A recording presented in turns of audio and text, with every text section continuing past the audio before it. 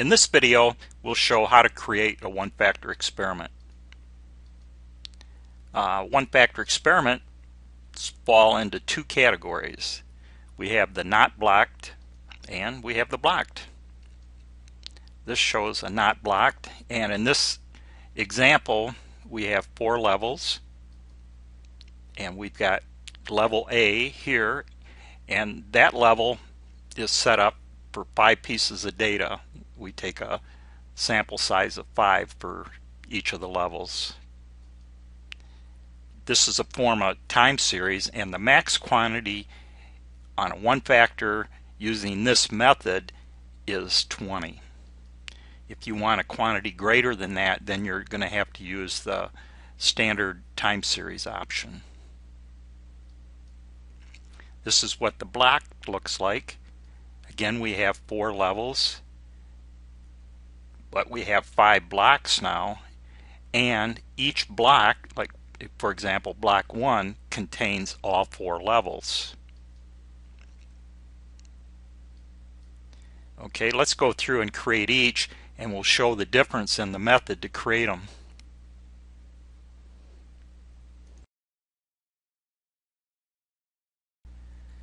Okay, we are in the Study It program. What we're going to do is go to the wizard mode, click on that, and the first experiment is going to be the not blocked. And we'll create it, and we're going to skip over the objective and the background information. And we want a one-factor. Number of levels, we'll keep it the same as the example. We'll put 4 down. Click on Next. Response variable will simply be response. Click on Next. Factor name will be speed. Click on Next, and we'll just use the ABCD like the example. Click on Next. Background variables, we're not going to put any in. Next.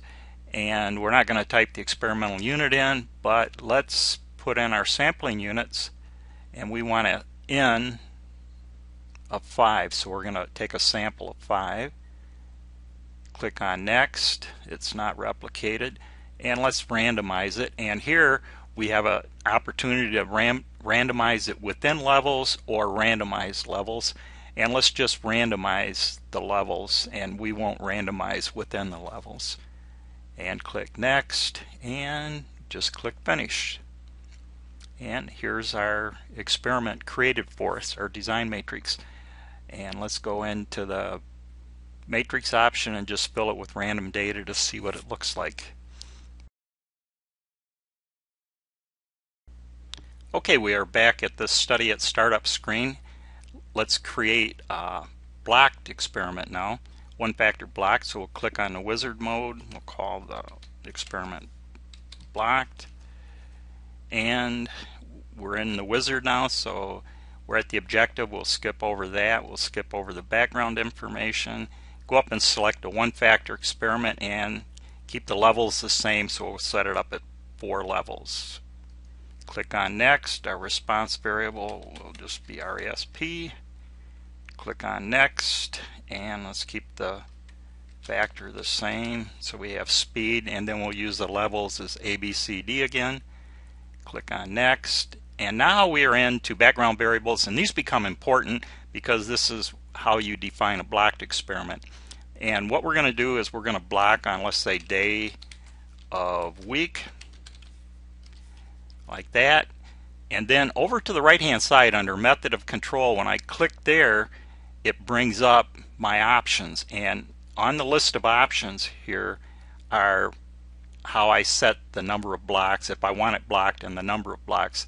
In our case, we want 5 blocks, so we select that, and it tells us up here it's going to use plan grouping to set up 5 blocks. That's all there is to it. Click Next. Experimental unit. Now this is a little different than when we did the not blocked example. Over here we could select a sample size. When you're running a blocked experiment, that is not available. Okay, we'll click on Next. It's not replicated. Click on Next. We'll randomize it, and we will randomize the blocks. Click Next, and we are finished. And it has basically created our design matrix for a one-factor blocked experiment. And what I'm going to do is go to my matrix options and fill it with random data. And this is what it would look like. We've got our plot over here on the right hand side. Now what I want to do real quick is let's look up at the top. For a one-factor experiment, there is only one option, and that's what we're on. That's a one-factor, the one-factor button up here. And if we go over to the right, these are the options available for it.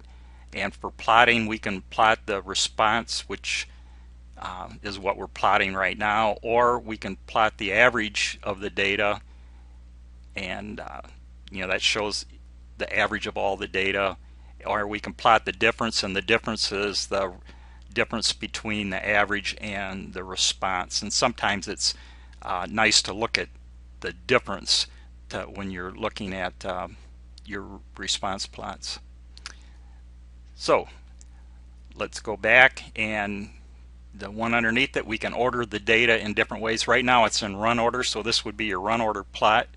We can also put it in test order, and it's rearranged it, put it in test order. There's an option up here where you can box the data. It makes it easier to pick out. In this case, this shows test 1, test 2, test 3, test 4, and test 5. Just an easy way to help you pick out the data. Go down and show it by block order, but in this case we didn't randomize within the block, and the test order and block order are the same.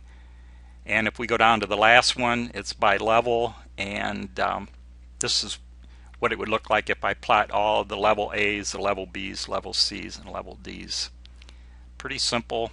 The rest of the options, the multi-view and the chart, formatting the chart, works the same way as the other experiments of factorial and full factorial, fractional factorial and full factorial. And that's it.